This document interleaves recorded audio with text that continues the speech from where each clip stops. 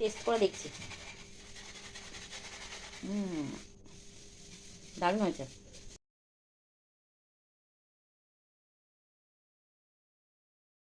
Good morning, কেমন আছো বন্ধুরা? চলে এসেছি রান্নাঘরে। আজকে রান্না করব চিলি পনির। তো তার জন্য আমার লাগবে ক্যাপসিকাম, আর একটু পেঁয়াজ লাগবে, একটু আদা রসুন, আর পনির তো লাগবে। তো দেখো কি করে করি। টুকরো করে কেটে নেব ক্যাপসিকাম, দানা ছাড়িয়ে, আর ছোট ছোট টুকরো করে কেটে নিচ্ছি এরকম টুকরো করে। আর লাগবে একটু পেঁয়াজটাও টুকরো করে কেটে নেব। এই দেখো পেঁয়াজটাকেও আমি এরকম টুকরো করে কেটে নেব, ছোট ছোট করে। এই যে, তো এই দেখো চিলি পনিরের জন্য আমি কেটে নিয়েছি ক্যাপসিকাম, কাঁচা লঙ্কা, পেঁয়াজ আর টমেটো, আর এখানে আছে একটু রসুন কুচি। আর আমার লাগবে সস। এই যে আমি 3টে পাউচ কিনে এনেছি। আর পনিরটাকে ওইভাবে টুকরো করে কেটে নেব। আজকে একটু চিলি পনিরটা হোটেল স্টাইলের বানাবো, ঠিক হোটেলে যেমন হয়। আর এর আগে আমার কিন্তু ইউটিউবে রেসিপি দেওয়া আছে, তোমরা দেখে নিতে পারো। চিলি চিকেন বা চিলি পনির অন্যভাবে ওটা করা আছে। তো এই দেখো পনিরটাকে আমি একটু গরম জলে ভিজিয়ে রেখেছি। পনিরটা নরম হবে আর একটু ধোয়াও হয়ে যাবে। তো এবার এটাকে আমি তুলে আর পিস করে কেটে নেব। তো দেখো ছোট ছোট একটু পিস করে কেটে নেব পনিরটা। একটু গরম জলে দিলে পনিরটা বেশ সফট থাকে।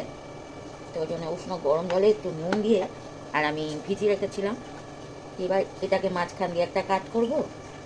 আর এখানে হাফ কেজি পনির আছে, আমি একটু এরকম সাইজ কেটে নেব। এই দেখো, এই যে দেখো পুরো পনিরটা কিন্তু আমি এরকম পিস করে কেটে নিয়েছি। তো আমি অন্য সময় একটা ব্যাটার তৈরি করে, একটা এগ আর কর্নফ্লাওয়ারের ব্যাটার তৈরি করে পনিরটাকে ডিপ করে ভেজে নিই, কিন্তু আজকে যেহেতু হোটেল স্টাইলে তাই আমি পনিরটা ভাজবো না। তো দেখো কি করে তৈরি করব। তো কড়া দিয়ে দেবো অল্প সাদা তেল, খুব বেশি তেল দেওয়ার দরকার নেই। তো দেখো তেল গরম হয়ে গেছে, আমি দিয়ে দেবো রসুন কুচি।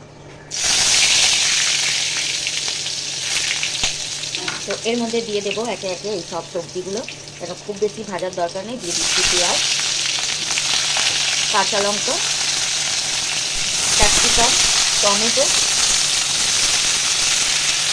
পনিরটা একটু বেশি তাই আমি সবজিটাও একটু বেশি নিয়েছি।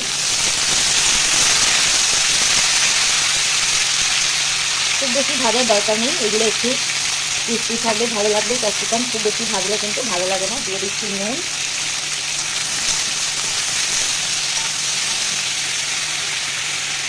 পরিমাণটা বেশি তাই আমি 1 চামচ মতো নুন দিলাম। তোমরা যতটা করবে পরিমাণ মতো দেবে নুন।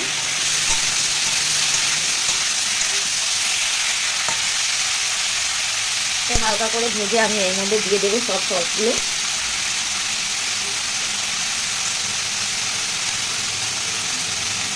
এখানে আছে গ্রিন চিলি, কিছুটা কাঁচা লঙ্কা দিয়েছি তাই খুব বেশি দেবো না সস।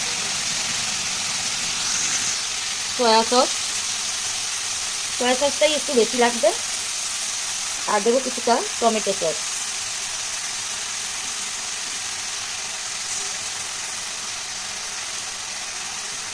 তো চিলি সস আর টমেটো সসটা পরিমাণটা সমান দিতে হবে। কেন চিলিটা তো বেশ ঝালই হবে, আর আমি আবার একটু কাঁচা লঙ্কাও দিয়েছি, একটু ঝাল ঝাল হবে, ঝাল ঝাল টক। আর এখানে আমি দেবো হাফ চামচ মতো গোলমরিচ গুঁড়ো, ব্ল্যাক পেপার পাউডার। তো দেখো কালারটা কেমন হয়েছে। আর আমি এখানে দেবো একটু পাস্তা পিৎজা সস। তোমরা এখানে সিজোয়ান সসও ইউজ করতে পারো, তো আমার কাছে এটা আছে আর আমি এটাই দিয়ে দিলাম। তো একটু নাড়িয়ে দেবো। তো এবার দিয়ে দেবো একটু জল। তো দেখো অল্প জল দিয়েছি, খুব বেশি জল দেবো না। এবার দিয়ে দেবো এই পনিরের টুকরোগুলো, যেগুলো আমি কেটে রেখেছি পিস করে।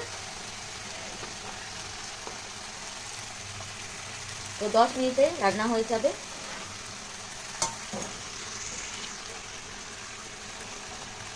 তো সব পনিরটা দিয়ে দিলাম। এবার হালকা করে নাড়িয়ে দেবো যাতে পনিরটা একদম না ভাঙে। এইভাবে হালকা করে একটু মিশিয়ে দেবো। তো এই দেখো, খুব বেশি ফোটানোর দরকার নেই, চিলি পনির একদম রেডি হয়ে যাচ্ছে। তো ভিডিও যদি ভালো লাগে লাইক করবেন, শেয়ার করবেন, সাবস্ক্রাইব করবেন নতুন ভিডিও পাওয়ার জন্য। তো দেখো কেমন হয়েছে। তো আমি এবার এটা নামিয়ে নেব। আর তোমরা যদি চাও কেউ এর ওপরে একটু ধনেপাতা কুচি ছড়িয়ে দিতে পারো, কিন্তু আমার চিলি পনির বা চিলি চিকেনে ধনেপাতা আমি পছন্দ করি না, তাই আমি দেবো না। এবার নামিয়ে নেবো এটা। এবারে নিয়ে নিচ্ছি একটা বোলের মধ্যে।